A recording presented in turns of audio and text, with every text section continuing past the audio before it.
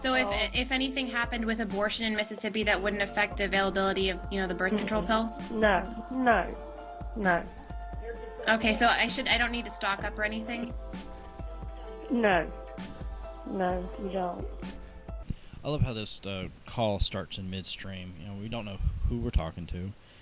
We don't know who answered it. Was it just a receptionist that answered the phone? And we don't know the context of the conversation. They just start right off in midstream, asking about the availability of birth control should the abortion be banned. And then the other part is stocking up on birth control. You can't stock up on birth control. You get a prescription for 30 days. It can be a prescription that's refillable for up to 12 months at a time. But you have to go back in for another exam before you can get a continuation of that prescription.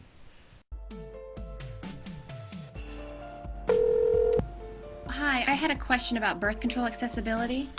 I was just wondering if with Amendment 26, there's an anti-abortion bill, if I would still be able to access my birth control afterwards. Well, yeah, that'd be to abort. There's nothing in it saying that you can't prevent. Okay, so I don't need to stock up on birth control pills? No, that's false. So we'll still be able to receive it after the election regardless? Regardless. Okay, a couple of points of interest here. First, this guy seems really sure of himself. Really, really sure. He certainly has more certainty than anybody else we've heard so far.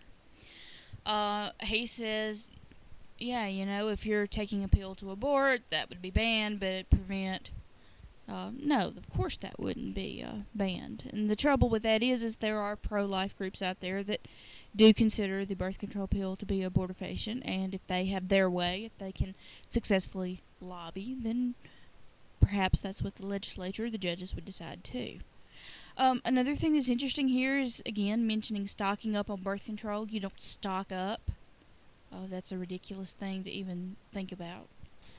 And finally, something that I probably wouldn't bring up if I was dealing with a more reputable source, but since I'm dealing with live action, I think it's worth mentioning that River Oaks Hospital in Flowood, the OBGYN there is Dr. Shani Mack.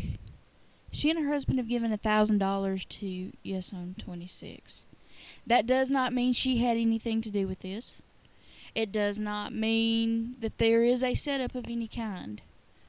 But I think this is a case of let the buyer beware.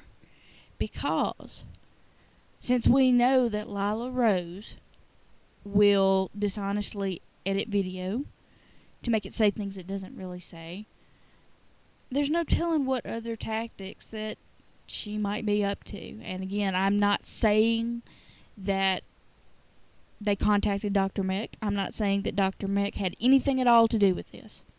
I'm not saying that. But I'm saying there is a connection between Yes on 26 and this hospital with the OBGYN.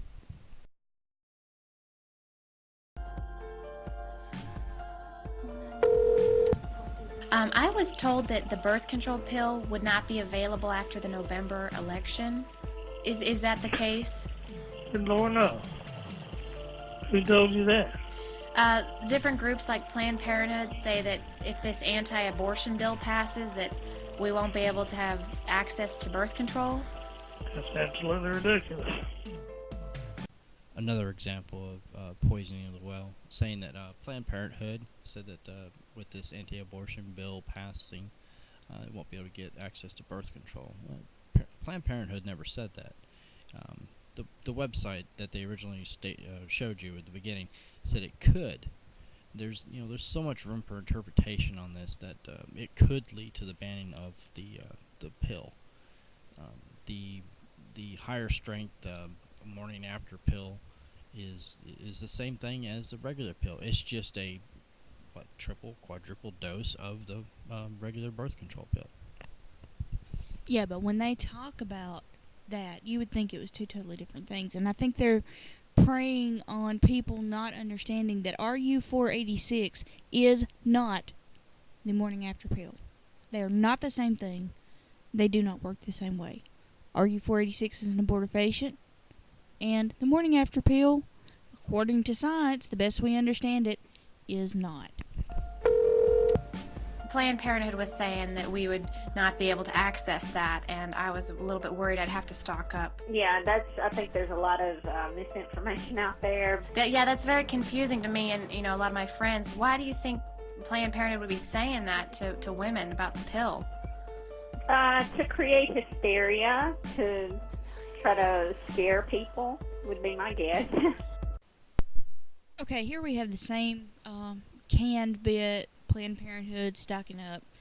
The interesting thing here I want to bring out is that all of these unnamed people and all these unnamed pharmacies that we really don't know anything about, there's one thing that they don't say that's very interesting. A lot of them say there's a lot of misinformation out there. They never explain to this caller why that's not true. They just say, no, I don't think so. Or no, that's absolutely ridiculous. They never say no. And here's why.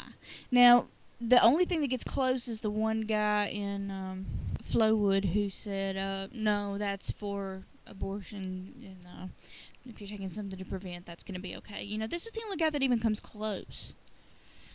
These other people who are labeled as pharmacists or nurses, they just don't give any information, and I find that very interesting. You would think that they would volunteer some kind of scientific information and that would be something that Lila Rose would want to include. It's very funny to me that the best she can give us is, no, I think there's some misinformation. Where'd you hear that? It's very odd indeed. And then the pharmacist's answer at the end here just blows my mind. Why would Planned Parenthood do that? To create hysteria and try to scare people. Why would you think that? Planned Parenthood exists to educate people about sex and birth control, to provide birth control, to provide health care, cancer screenings, and yes, 3% of what they do is abortion. Why would they want to create hysteria? To make money? No, because that 3% of what they do that's abortion nationwide, that's not Mississippi. There is one Planned Parenthood in Mississippi in Hattiesburg. It does not do abortions. Planned Parenthood does 0 abortions in the state of Mississippi. Okay? No money, Mississippi, for abortions. Why would they want to create hysteria? What would be the point of that? And try to scare people? To me, it seems like that would be very antithetical to their business model. And it sounds to me like this pharmacist, whoever she is, has been drinking some of the Yes on 26 Kool-Aid.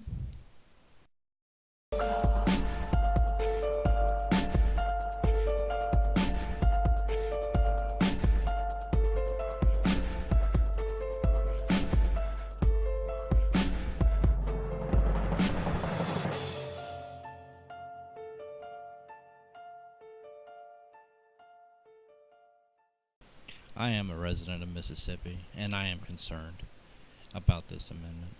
There are several thousand more members, on Facebook alone. We've had over 10,000, views on our blog page alone, and in response to this, we've devoted all of our time and energy towards, exposing all the truth on this amendment and what it can actually imply in the long run. We're not saying it's going to do this. We're not saying it's going to do that. What we're saying is, if you allow this to happen, you create a crack in a wall to allow more things to get through. And then once you weaken that wall, it's so much easier to knock it down.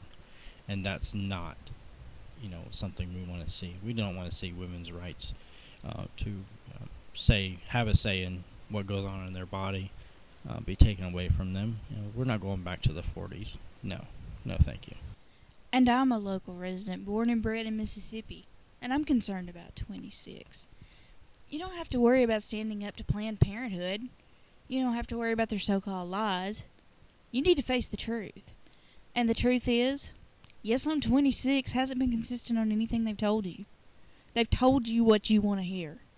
They've told you anything they had to tell you to get your money and get your vote.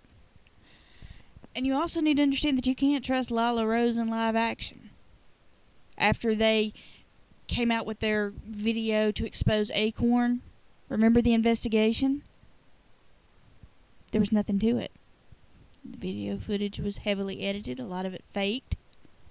There was no reason. Same thing with the Planned Parenthood videos. When Planned Parenthood reported their group to the FBI a week or two before that thing even leaked. And then the investigation showed live action's a fraud. At least in their claims that there's some kind of real investigative journalism. They're not. They're not anything even close. So, you know, this whole video has just been one big poisoning of the well. An ad hominem attack telling you to beware of the boogeyman, Planned Parenthood. They're coming to get you, telling you lies. It's not true. And that is not a reason to vote for 26. Also, the evidence they've given you is inconclusive at best. You don't know who they talked to. You don't know what else was said. You have no way of verifying any of that. And you can tell that it's been selectively edited.